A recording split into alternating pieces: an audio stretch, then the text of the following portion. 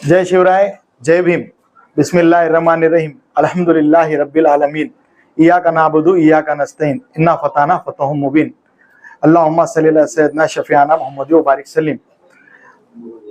साथियों, अल्लाह ताला ने मुझे आप लोगों की खिदमत करने का एक मौका दिया और इस खिदमत को आपकी दुआओं की बहुत बहुत बहुत ज़रूरत है।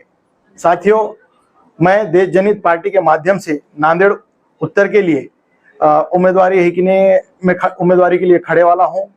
साथियों, खास तौर से नांदेड़ में आप लोगों ने पिछले चंद सालों में देखे वाला है कि किस तरीके से महाराष्ट्र की राजनीति एक दूसरे के आरोप और प्रत्यारोप के ऊपर पिछले 5 सालों से चल रही है।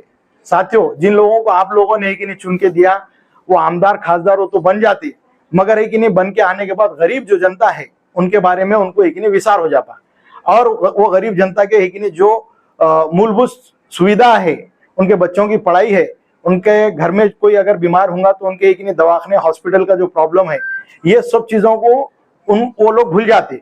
और खास तौर से आमदार खासदार बनने के बाद आप लोगों ने, पूरे नांदेड़ की जनता ने देखा कि उनके गाड़ियों के गिलास भी नीचे नहीं होते। तो साथियों, मैं एक आम आदमी नांदेड़ में एक एजुकेटेड एडवोकेट हूं और नांदेड़ में कई सालों से मैं राजनीति में भी हूं और मैं राजनीति से विविध तरीके से मैंने लोगों की समाज सेवा करे वाला हूं और जमीन से जुड़े वाला मैं एक छोटा सा कार्य करता हूं। साथियों, अल्लाह ताला ने मुझे आप लोगों को खिदमत करने का मौका दिए वाला है। और साथियों, आप लोगों ने पिछले चंद दिनों में देखा कि अलग अलग पार्टियों ने अपने अलग अलग वादे कर रहे। तो आज की डेट में आप लोग ये देख रहे कि कौन अधिकृत है और कौन अधिकृत नहीं है, इसके ऊपर पूरा इलेक्शन लड़ा जा रहा।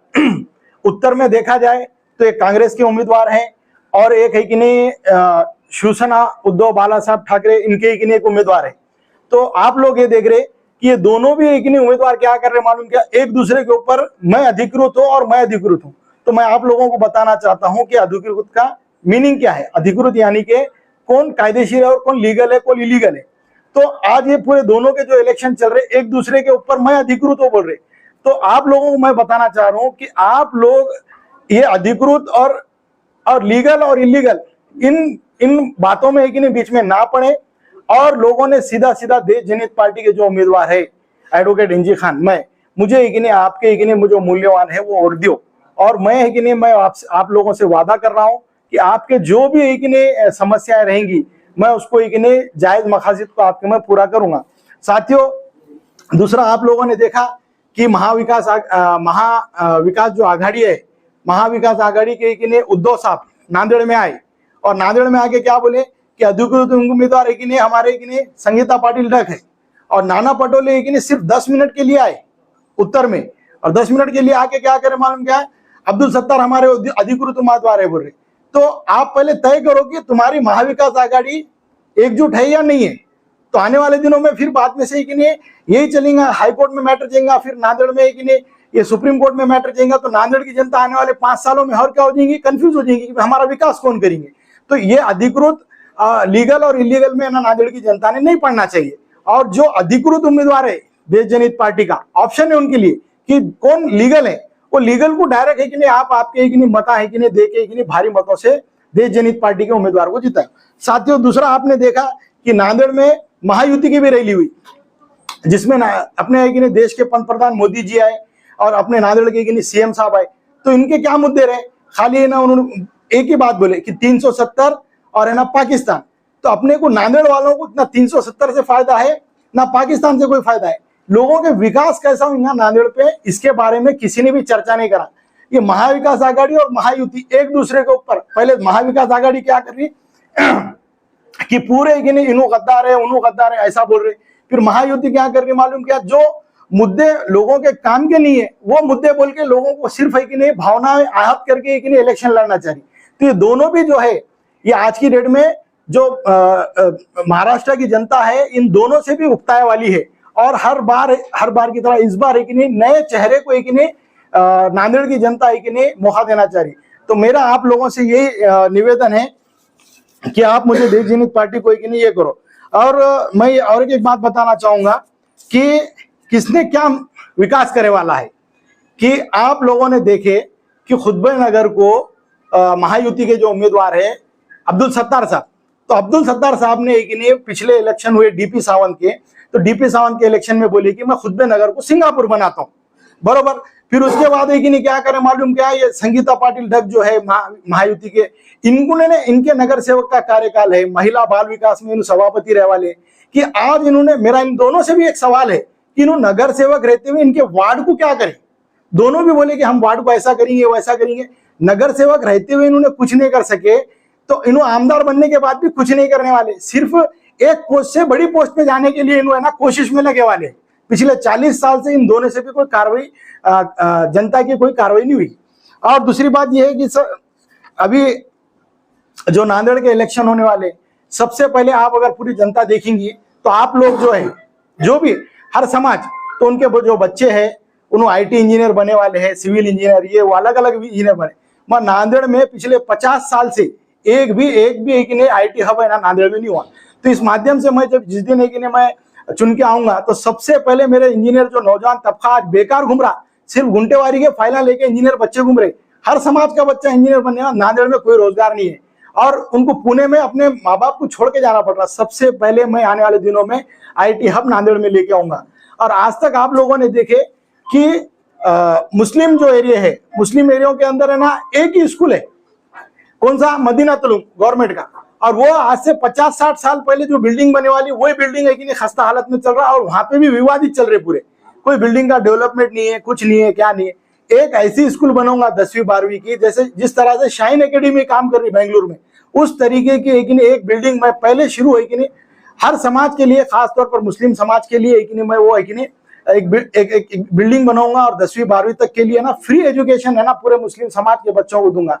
दूसरी बात, आज आप लोग देख रहे कि हजरत टीपू सुल्तान के बारे में ना हर जगह कि नहीं अलग अलग चर्चा है कि भाई उनके बारे में, उनका व्यक्तित्व क्या था ये किसी को भी नहीं मालूम। और आज तक पिछले कि नहीं 50 साल की जो राजनीति हुई नांदेड़ में, तो हजरत टीपू सुल्तान के बारे में नारे तो बहुत लगाते और टीपू सुल्तान के बारे में कि नहीं वोटिंग भी ले लेते, मगर और कोई तो नेता ऐसे है कि उनका नाम भी लेना महसूस नहीं करते। तो मैं आज ये माध्यम से बता रहा हूँ कि उनकी जो शहादत है भारत के अपने एक सरजमीन के लिए, हिंदुस्तान की सरजमीन के लिए कारगर है कि नहीं है, और उनकी एक भूमिका, जैसा कि उन्होंने मिसाइल बनाए, तो आज एपीजे अब्दुल कलाम साहब ने और इंग्लैंड ने भी उनके मिसाइल से ही मिसाइल को तैयार करे वाला। तो ये जो बातें हैं उनके, नांदेड़ में एक ऐसी लाइब्रेरी बनाई जाएंगी कि हजरत टीपू सुल्तान रहमतुल्लाह अलैह के बारे में पूरी मालूमात उसमें दी जाएंगी। तीसरा काम साथियों, मैं नांदेड़ के लोगों के लिए मैं बताना चाह रहा हूँ कि घरकुल का घर पार्शियलिटी से दिया जाता, कि कांग्रेस के नगर सेवक है तो उनको एक ही नहीं घरकुल का घर मिलेगा, शिवसेना के नहीं मिलेगा, इनको नहीं मिलूंगा। साथियों, कोई किसी भी पक्षकार हो, आने वाले दिनों में हर गरीब को घर पे जाकर मैं है ना उसको घरकुल का घर बना के दूंगा, ठीक है।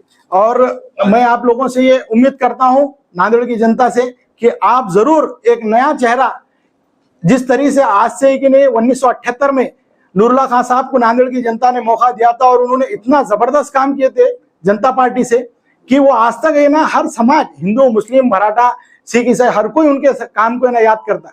तो वो भी एडवोकेट थे, मैं भी एडवोकेट हूँ।